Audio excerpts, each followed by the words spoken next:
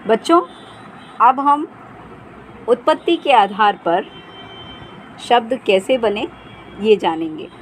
उत्पत्ति का अर्थ है जन्म, कि किसी भी चीज़ का जन्म कैसे हुआ, ये जब हम जानते हैं तो उसी प्रकार आज हम शब्दों के बारे में पढ़ेंगे कि कौन से शब्द कैसे उत्पन्न हुए। बच्चों, आप जानते हैं कि जो संस्कृत भाषा है वो हमारे हिंदी भाषा की जननी है। तो बहुत सारे शब्द तो हमारी हिंदी भाषा में संस्कृत से ही आए हैं, और कुछ ऐसे भी शब्द हैं जो विदेशी भाषाओं से आए हैं। आप सभी जानते हैं कि कई वर्षों तक हम अंग्रेज़ों के गुलाम रहे हैं, कई वर्षों तक मुस्लिम शासकों ने हम पर राज किया है, यूनानियों ने। और जब जब ये विदेशी हमारे देश में आए, हम पर शासन किया, कुछ समय तक हमारे देश में रहे, तब तब अपनी भाषा का, अपनी संस्कृति का प्रभाव हम पर छोड़ गए, और ये सब हम अपनी भाषा में देखते हैं।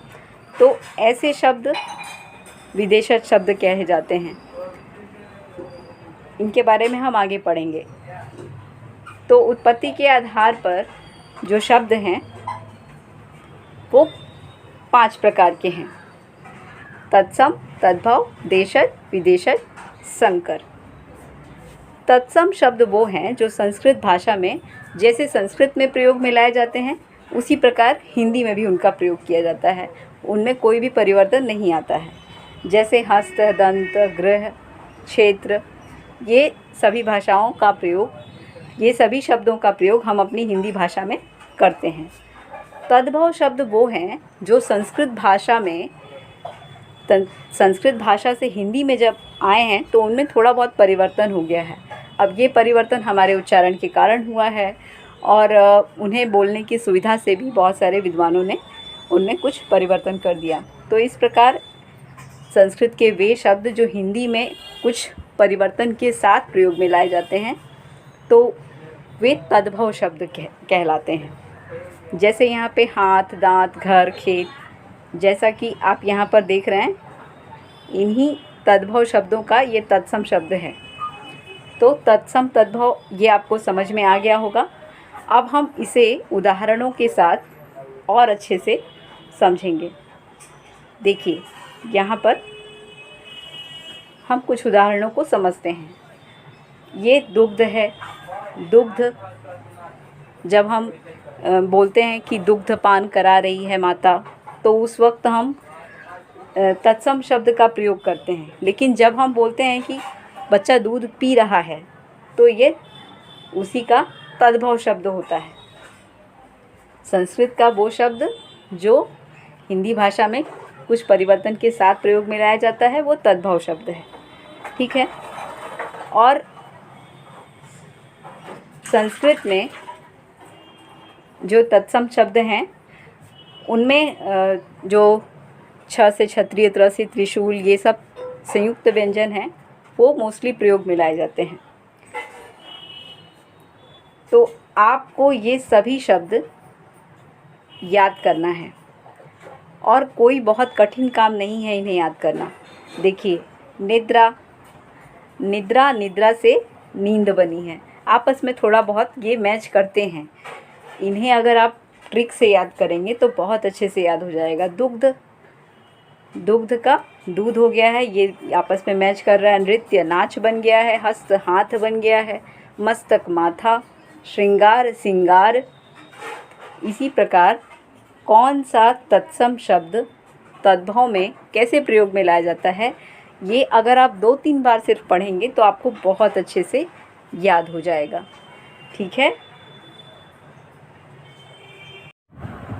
बच्चों, तद्भव तत्सम के बाद अब हम देशज शब्दों के बारे में जानेंगे कि आखिर ये देशज शब्द क्या होते हैं। मैंने आपको भाषा की बोली के बारे में बताया था पाठ 1 में, कि जो बोली होती है वो नॉर्मल हम लोग किसी क्षेत्र विशेष में बोलते हैं। तो हर बोली से वो एक देशी भाषा होती है, मतलब वहाँ के क्षेत्र विशेष के लोगों की भाषा।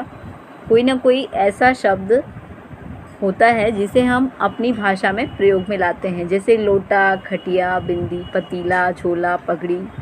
ये सभी शब्द हम जो बोलियां होती हैं भाषा की, भोजपुरी हुई चाहे और कोई क्षेत्र विशेष की बोली, तो उन बोलियों से ये सभी शब्द हमारे हिंदी भाषा में आ गए हैं और इन्हें हम इसी प्रकार प्रयोग में लाते हैं।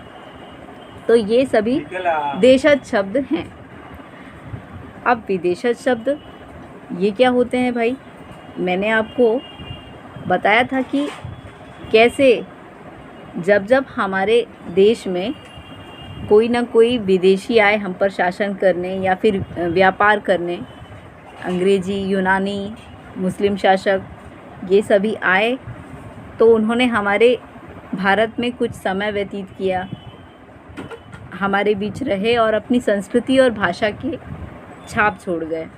तो उनकी भाषा से बहुत सारे शब्द हमारे हिंदी भाषा में आ गए हैं और वो अभी भी प्रयोग में लाए जाते हैं। तो इस प्रकार हमारी भाषा जो है वो एक खिचड़ी बनकर रह गई है, जिसमें तद्भव, तद्भव, तत्सम, देशज, विदेशज बहुत सारे शब्द प्रयोग में लाए जाते हैं। अब देखिए, अंग्रेज़ी लोग आए तो उन्होंने ऐसे clerk, gas, driver, football manager, ये सभी शब्द जो है अंग्रेज़ी भाषा से हमारी भाषा में छोड़ दिया और ये सभी इस तरीके से मिक्स हुए कि हम इनकी हिंदी जानने की कभी कोशिश भी नहीं करते और अगर हिंदी जान भी जाए तो वो बोलना हमारे लिए पॉसिबल नहीं लगता। तो उन्हें हम जस का तस अपनी हिंदी भाषा में प्रयोग में लाते हैं। उसी प्रकार फ़ारसी भाषा के ये शब्द शहद, शादी, अनार, नमक, हम सोच भी नहीं सकते कि ये सभी शब्द हमारे हिंदी भाषा के नहीं हैं।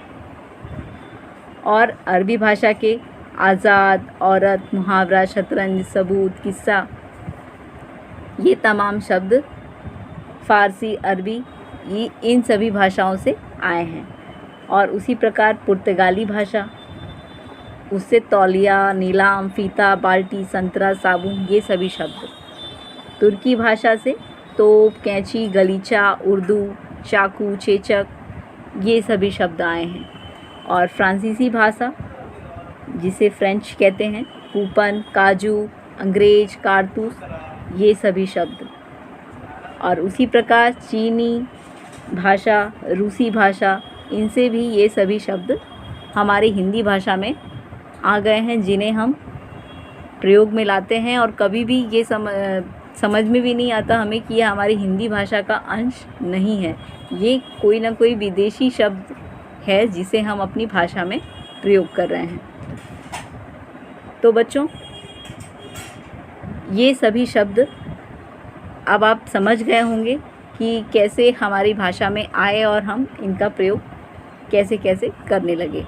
तो ये सभी शब्द आप धीरे धीरे जैसे जैसे पढ़ेंगे इन्हें रोज़ रोज़ रिवीजन के साथ, तो ये आपको खुद ब खुद याद हो जाएंगे कि कौन सा शब्द किस भाषा का है। ठीक है।